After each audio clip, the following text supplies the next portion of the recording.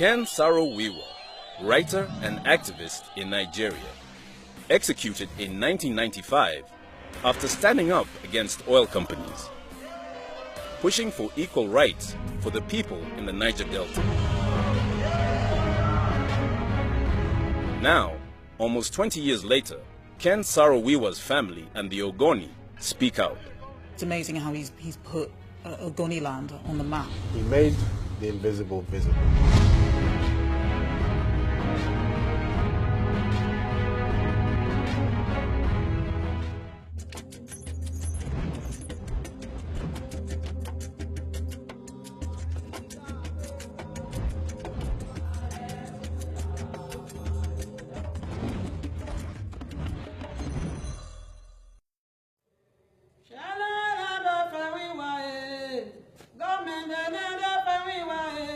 I never imagined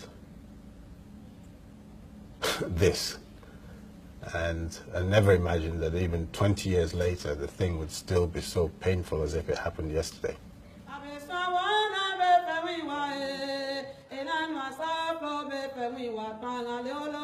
The older I get, the more I really appreciate my father's bravery. You know, you're aware of these things at 19.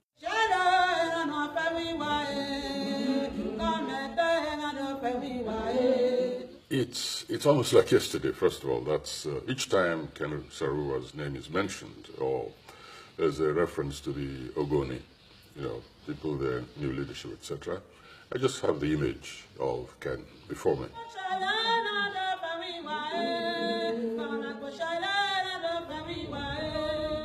Bane, a village in the heart of Nigeria's Niger Delta.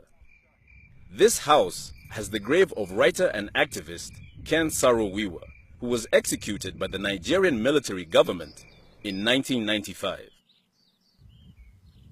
A mile away, there is still his house, next to the one of his mother.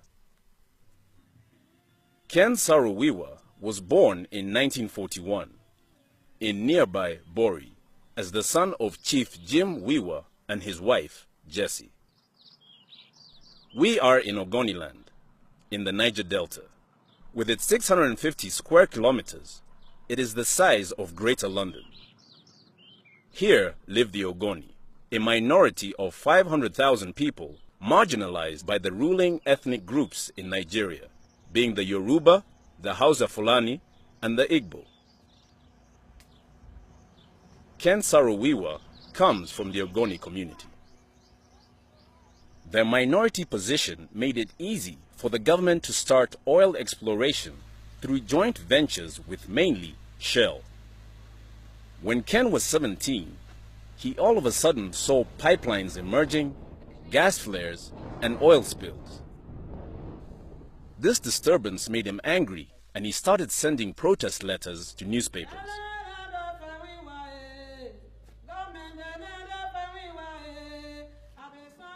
This ignited Ken's interest in writing, and he wanted to go and study English, but was halted by the Biafra War, which raged in the Niger Delta from 1967 until 1970. Then, using his wits, Ken Saro-Wiwa became an administrator for the local government, but got fired because of raising attention for the oil companies exploiting his Ogoni land. Then, to make his daily bread, he ended up in real estate in Port Harcourt. He was forced into business, which is not something he had any natural appetite for. And he became a moderately successful businessman.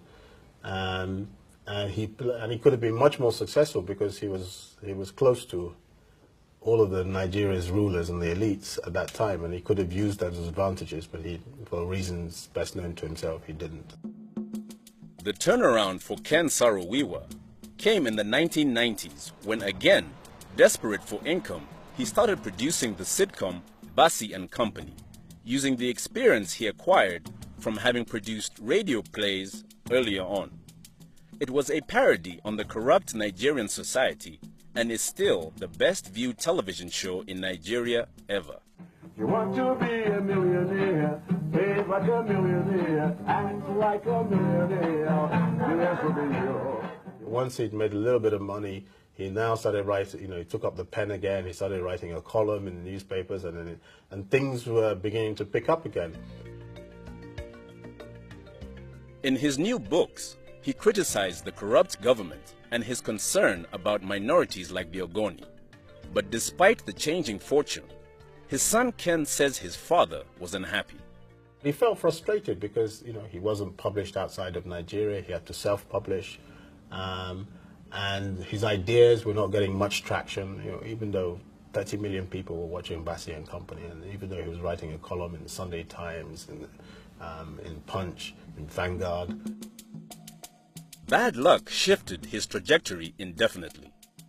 When he lost a manuscript of a novel that he had written, which he wanted to use to introduce to a wider audience outside, he was hoping it would be published outside of Nigeria, and then from there he could then probably sort of introducing his politics. He lost the novel. He just felt, okay, maybe he was not meant to be a writer. And then he now became an environmental activist, and he realized that what he'd been all this time was actually an environmental activist. Almost like being reborn, Ken Saro-Wiwa took on the oil industry because none of the millions of petrodollars flowed back into Ogoniland, with its lack of schools and hospitals. This had Ken co-founding MOSOP, the movement for the survival of the Ogoni people.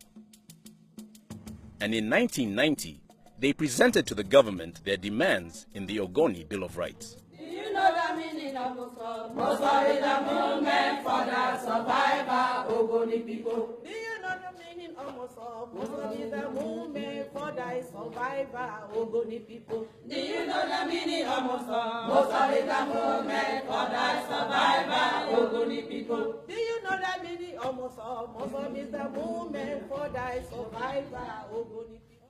Ken Saro-Wiwa first had shown the Ogoni Bill of Rights to writer Wole Soyinka, who is the 1986 winner of the Nobel Prize for Literature. Ken Jr., then 14 years old, remembers he gladly joined, but wasn't aware that his father was going to present the Ogoni Bill of Rights. My father never wasted an opportunity to start talking about the Ogoni issue. So there I was saying, here he is talking about this thing again. And I just said, look, I wanted him to finish his business. Let me talk to my my father's hero. Well, I remember when I was around, I think maybe 12 or 13, he showed us this book, and it was called the Ogoni Bill of Rights.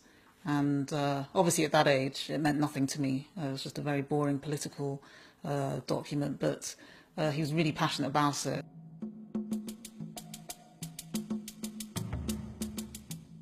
Oh, they'd done their homework, and they'd also done their plan for the future of the Ogoni people.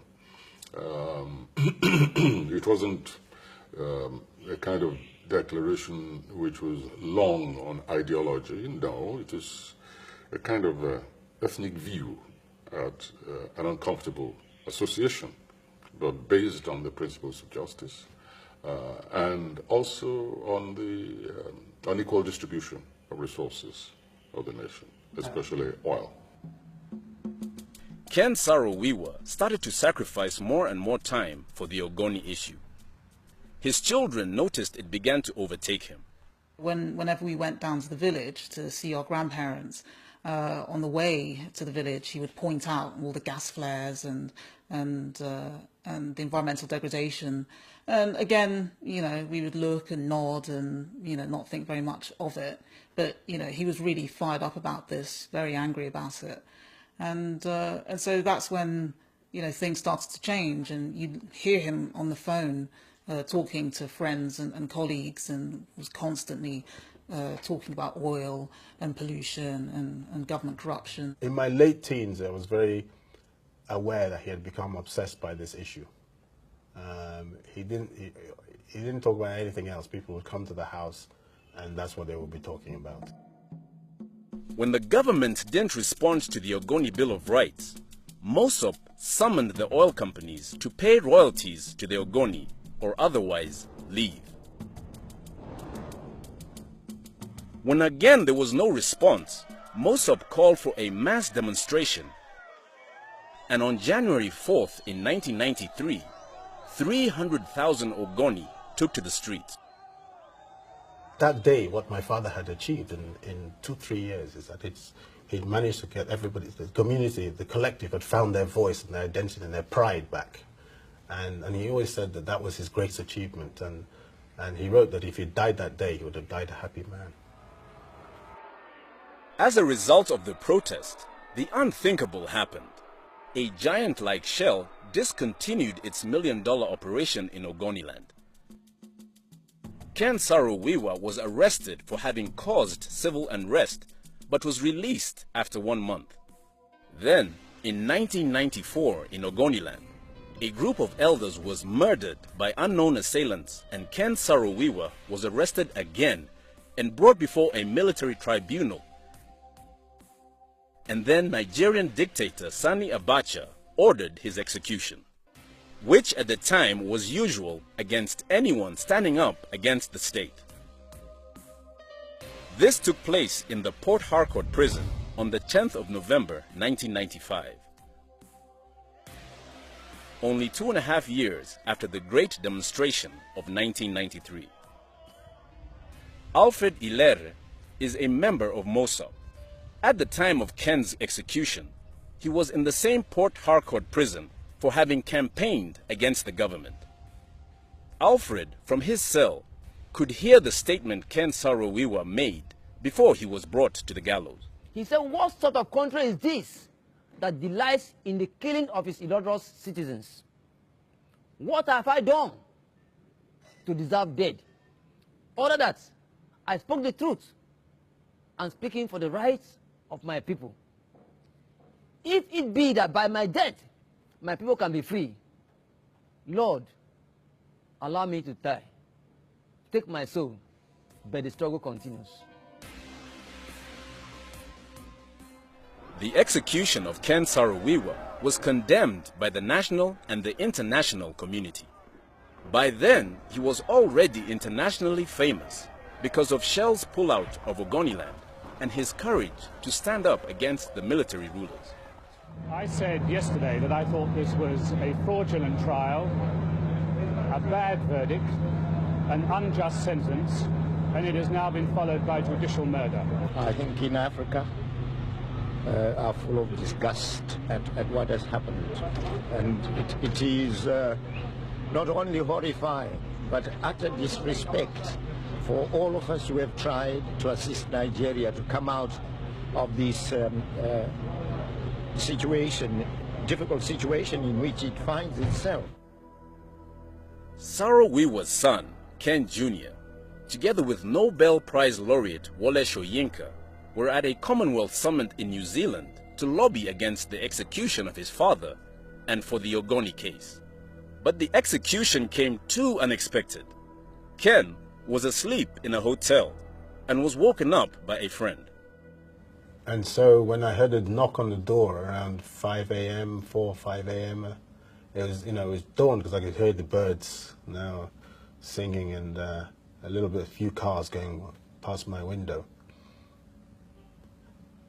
And Richard Bula, this Australian activist who's been with us all this for months and been with me, been my sort of guide throughout that period. I opened the door and he was there and I could see it on his face, And he just told me and I just turned around and started just absent-mindedly getting dressed, So you're just still pushing the thing away, just very businesslike. I've got to pack my clothes, I have to leave. I didn't even think about where I was going. I think whatever he was saying about flights, I just wasn't listening.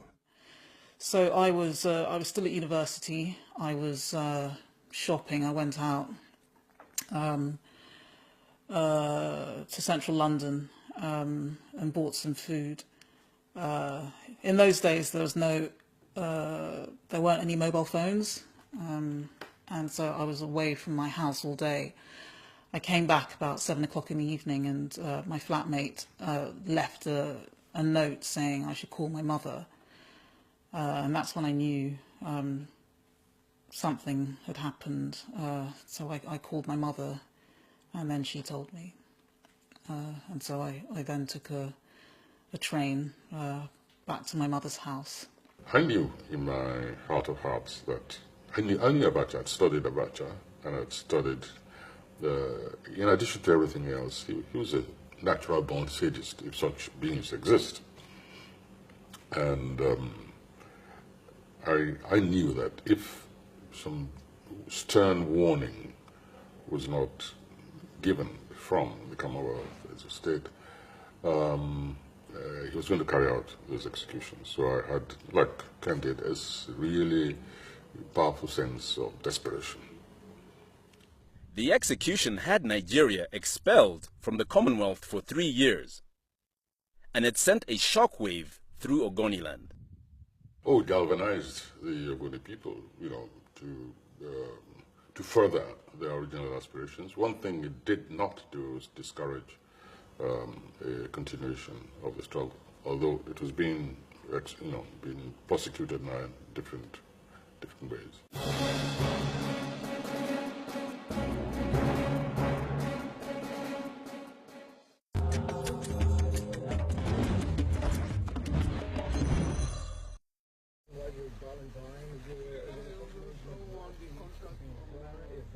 Now, almost 20 years after Ken's execution, there is still no oil extraction in Ogoniland. From these wells, there is no oil flowing anymore to the pipelines that used to be there. But there is still the Trans-Niger pipeline transporting 150,000 barrels of oil per day from other oil fields. This 50-year-old pipeline occasionally breaks, and the leaked crude turned the wetlands into cinematic black and white scenery. And a few miles away, crude oil is floating in ponds amidst the maize and cassava fields. Norkai Deko, a 40-year-old farmer and mother of 3, says it affects her badly. The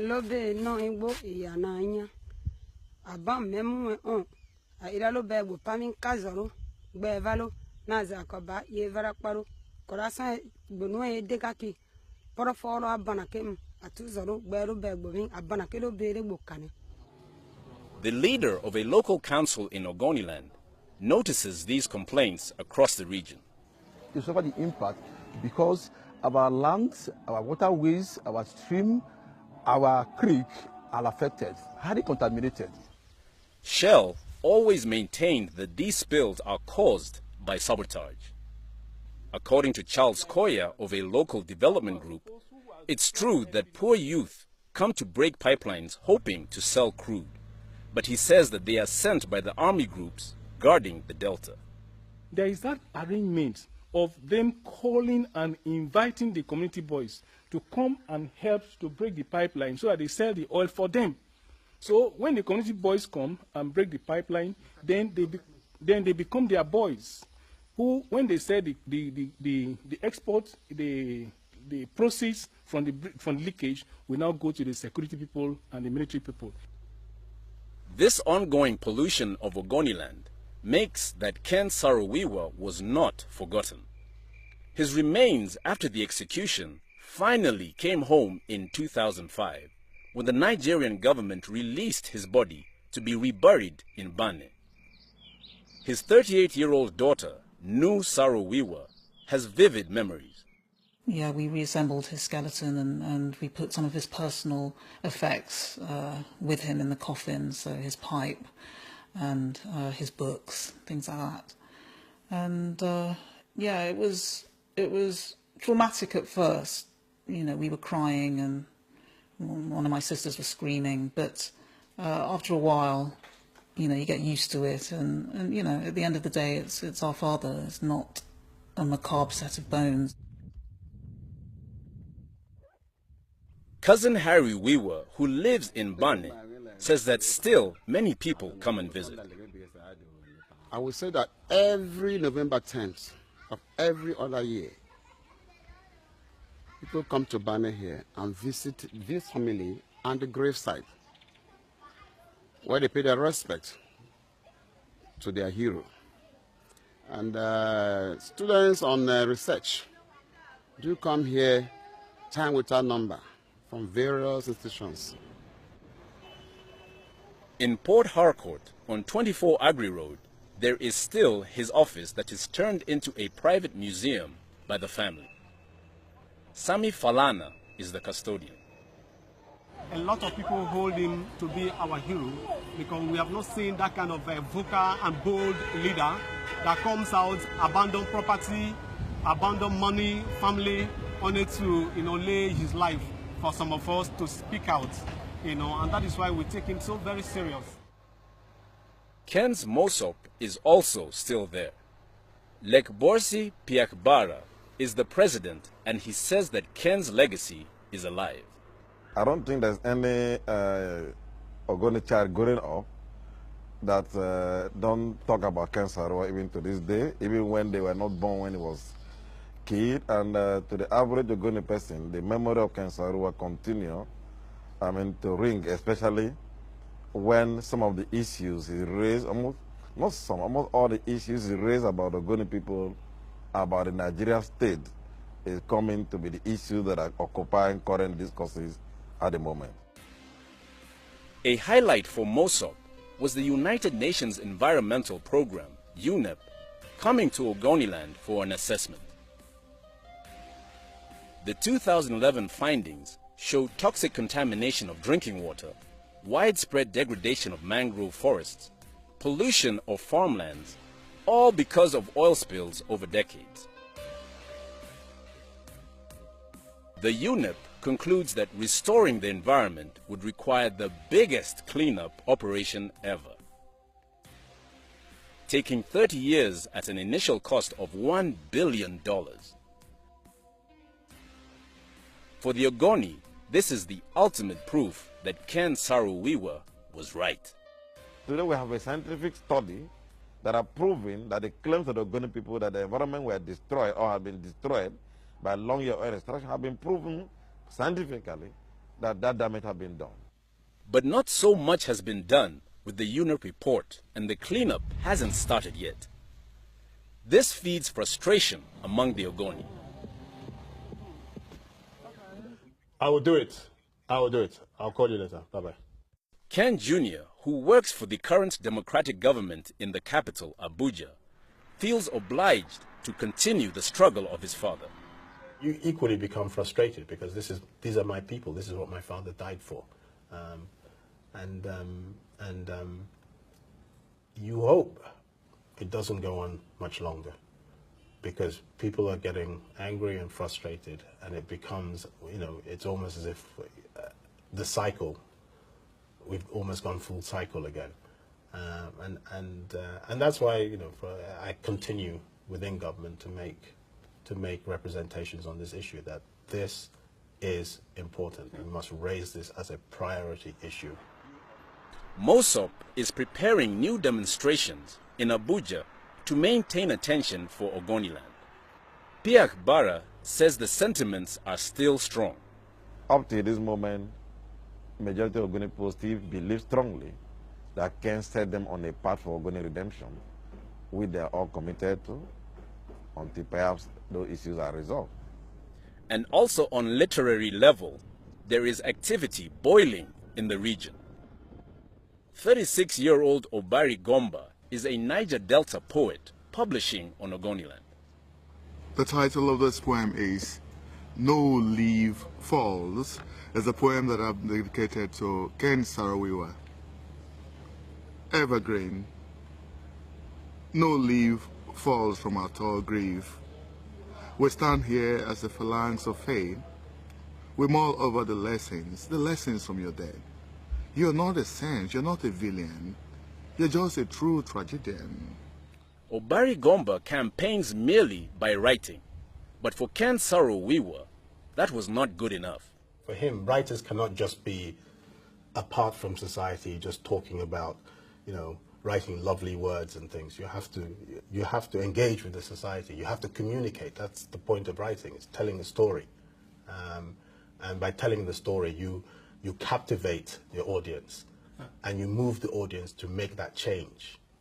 Obari Gomba doesn't rule out that he might also turn into activism. Yes, because if things do not change, and you keep pushing that things should change, then there could come a time when you want to invest a greater deal of involvement to bring about change.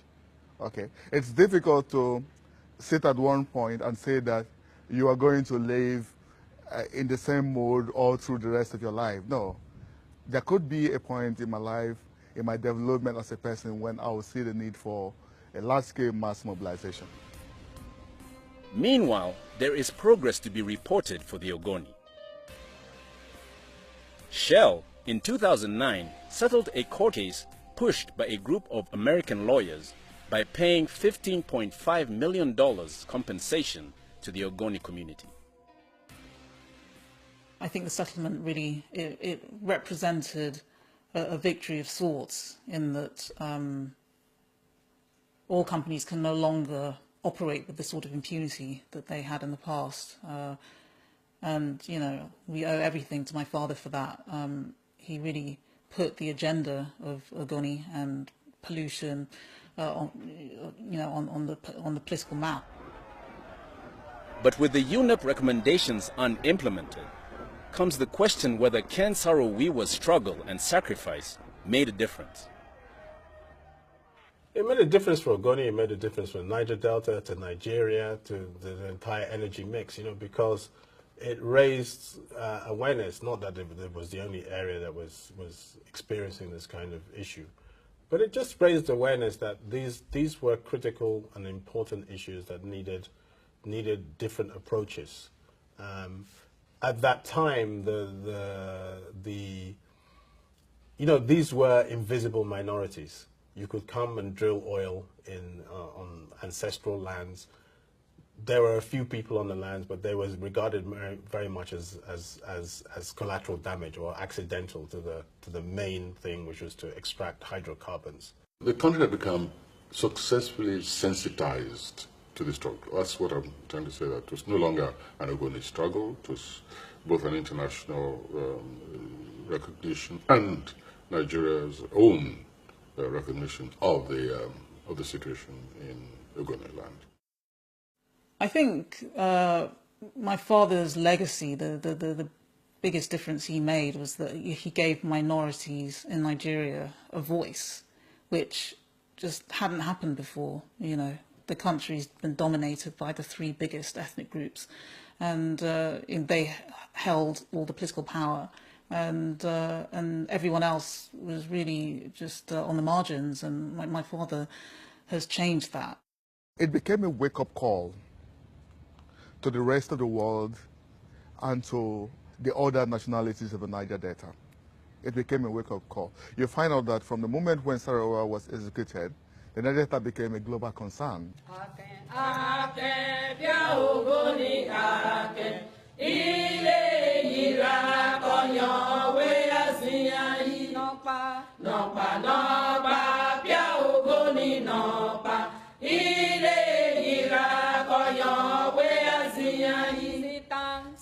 Sitam, ya Ogoni sitam, ile ira koyon